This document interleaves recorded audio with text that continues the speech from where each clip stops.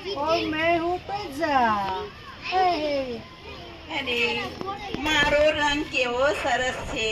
હું કેવી ઘઉંવર્ણા રંગની છું અને મારામાંથી ઘીની સુગંધ તો और मैं हूँ पिज्जा। हे અરે મારો રંગ કેવો સરસ છે.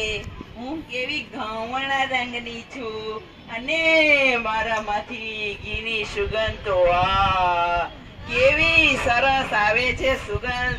આહાહા, રોટલીને જોઈને મારા મોઢામાંથી તો પાણી આવે છે. હાલો, આજે મારે ફરવા જવું છે. અરે આ રસ્તામાં બધા જોવે છે, એના મોઢામાંથી મને જોઈને લાળ પડે છે. હું રોટલી ખરીને એટલે બધાના મોઢામાંથી લાળ પડે છે. અરે અરે, આ કોણ છે? પિઝા ભાઈ. ઓ પિઝા ભાઈ, કેમ છો?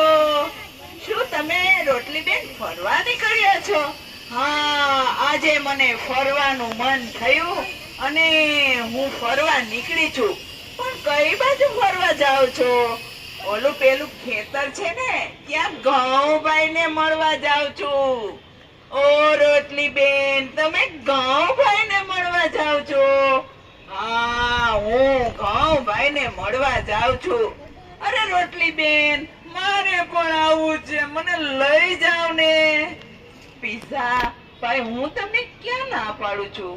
ચાલો ને મારી સાથે, એક કરતા બે ભલા.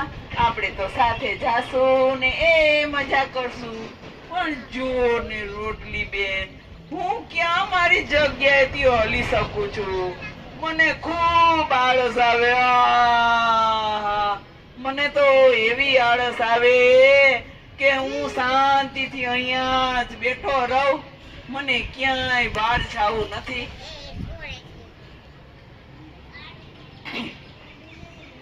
મને તો કોઈ ઉપાડીને લઈ જાય તો મારો મેળ પડે.